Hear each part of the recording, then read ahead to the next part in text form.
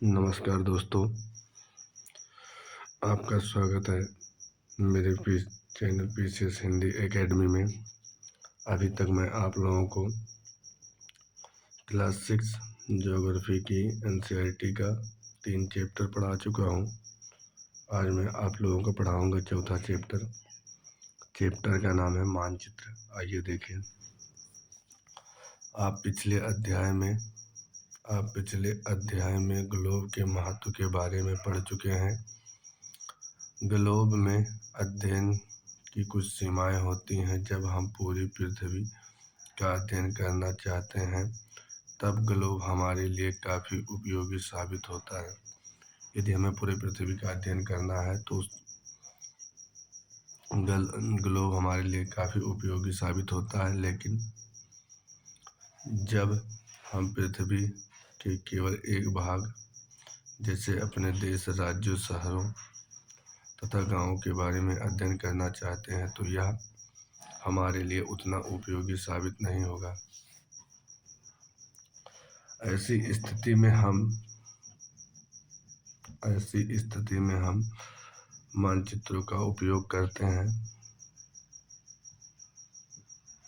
यदि हमें मानचित्र का उपयोग करते हैं, मानचित्र पृथ्वी की सतह या इसके एक भाग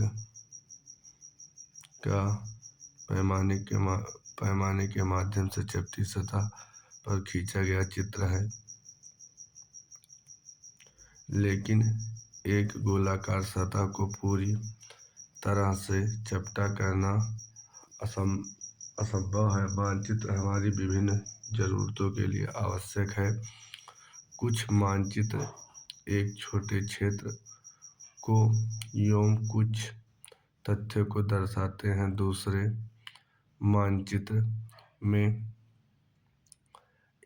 एक बड़ी किताब की तरह तथ्य हो सकते हैं। जब बहुत से मानचित्रों को एक साथ रख दिया जाता है तब एटलस बन जाता है। बहुत से मानचित्रों को अगर दोस्तों एक साथ रख दिया जाएगा तो एटलस बन जाएगा। एटलस विभिन्न प्रकार के अलग अलग पैमाने से खींची गई मापों पर आधारित होती है। मानचित्र से एक ग्लोब की अपेक्षा हम ज़्यादा जानकारी प्राप्त कर सकते हैं। मानचित्र विभिन्न प्रकार के होते हैं, जिनमें से कुछ को नीचे वर्णित किया गया है। भौतिक मानचित्र पृथ्वी की प्राकृतिक आकृतियों जैसे पर्वत, पठारों, मैदानों, नदियों, महासागरों इत्यादि को दर्शाने वाले मानचित्र को भौतिक या उच्चावच मानचित्र कहते हैं। राजनीतिक मानचित्र राज्यों, नगरों, शहरों तथा गांवों और विश्व के विभिन्न देशों व राज्यों तथा उनकी सीमाओं को दर्शाने वाले मानचित्र को राजनीतिक मानचित्र कहते हैं। अब आपको तो ये पता चल ही गया होगा कि भौतिक मानचित्र किसे कहते हैं और राजनीतिक मानचित्र किसे कहते हैं। भौतिक मानचित्र, राजनीतिक मानचित्र। अब आ गया ये दोस्तों।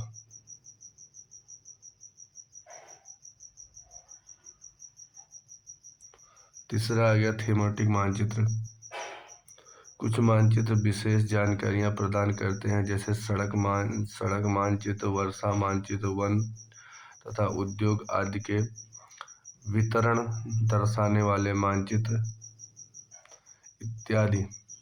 इस प्रकार के मानचित्र को थीमेटिक मानचित्र कहा जाता है। इन मानचित्रों में दी गई सूचना के आधार पर उनका उचित नामकरण किया जाता है। मानचित्र के 3 घटक हैं: दूरी, दिशा और प्रतीक।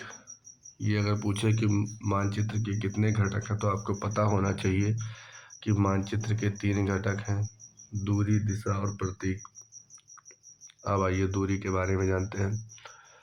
दूरी मानचित्र का एक आरेखण होता है जो कि पूरे विश्व या उसके एक भाग को छोटा कर कागज के एक पन्ने पर दर्शाया जाता है,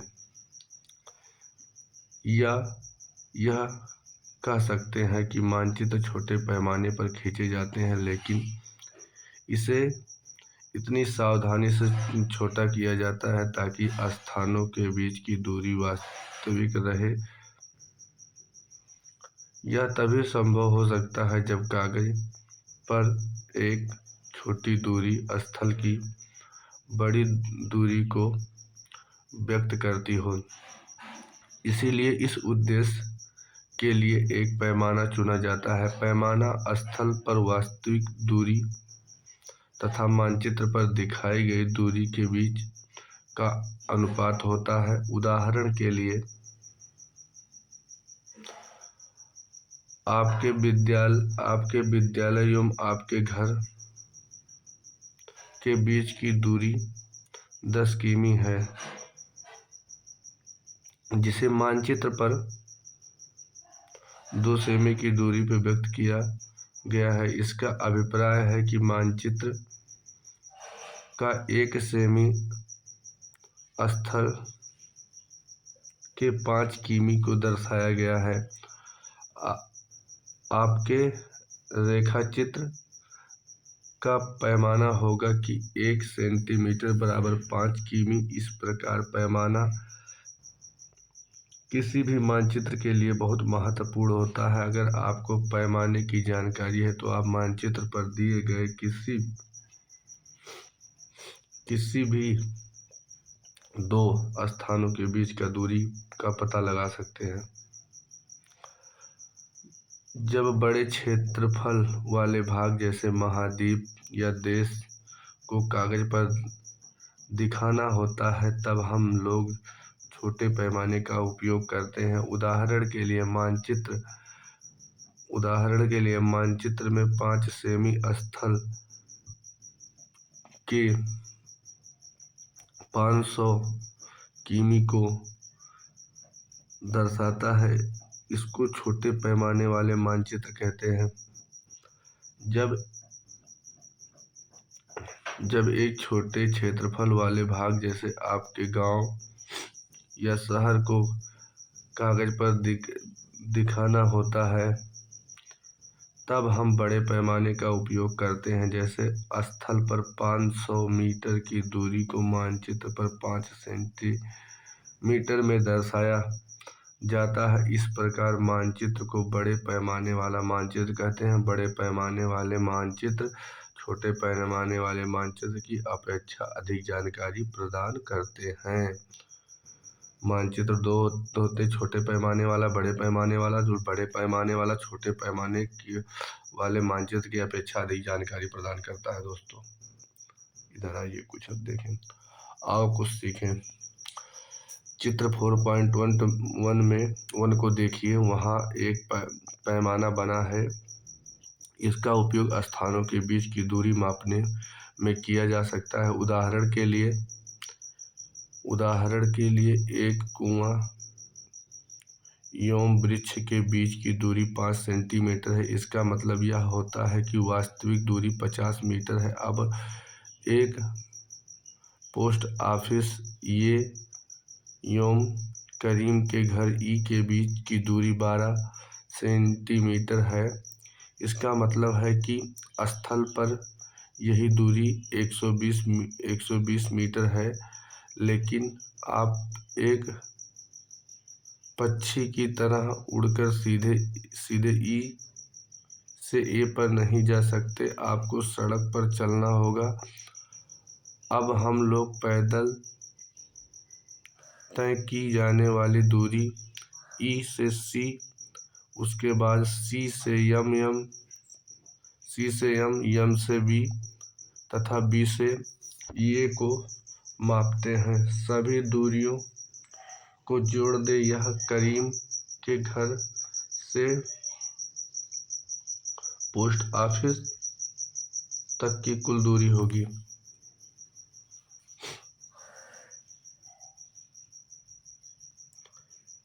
अब आइए दिशा के बारे में जानें। अधिकतर मानचित्रों में ऊपर दाहिनी तरफ तीर का निशान बना होता है जिसके ऊपर उत्तर लिखा होता है। यह तीर का निशान उत्तर दिशा को दर्शाता है। अक्ष जो लिखा रहता है, अक्ष के बाद जो छोटा वो बना के बिंदी रखा रहता है, उसके मतलब ये होता है कि उत्तर दिशा को दर्शाता है। इसे उत्तर रेखा कहा जाता है। जब आप उत्तर के बारे में जानते हैं तब आप दूसरी दिशा जैसे पूरब, पश्चिम तथा दक्षिण के बारे में पता लगा सकते हैं। चित्र 4.2 में 4 मुख्य दिशाओं उत्तर, दक्षिण, पूर्व एवं पश्चिम को दिखाया गया है। वह प्रधान दिग्बिंदु कहे जाते हैं। बीच की 4 दिशाएं हैं उत्तर पूरब, दक्षिण पूरब, दक्षिण पश्चिम तथा उत्तर पश्चिम। इन बीच वाली दिशाओं की मदद से किसी भी स्थान की सही स्थिति का पता लगा सकते हैं। मानचित्र 4.1 में निम्नलिखित दिशा का पता लगाइए। पहला, विकास के घर से सामुदायिक केंद्र तथा खेल के मैदान की दिशा। दूसरा, दुकानों से विद्यालय की दिशा। हम दिक्सूचक की सहायता से किसी स्थान की दिशा का पता लगा सकते हैं। यह एक यंत्र है जिसकी सहायता से मुख्य दिशाओं का पता लगाया जाता है। इसकी चुंबकीय सुई की दिशा हमेशा उत्तर दिशा में होती है। आ जाइए प्रतीक के बारे में। यह किसी मानचित्र का तीसरा प्रमुख घटक है।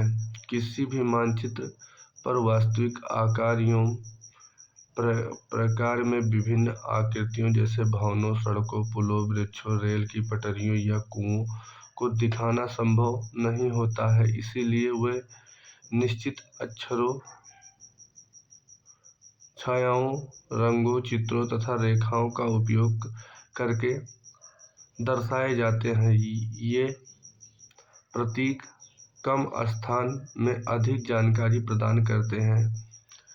इन प्रतीकों के इस्तेमाल के द्वारा मानचित्र को आसानी से खींचा जा सकता है तथा इसका अध्ययन करना आसान होता है।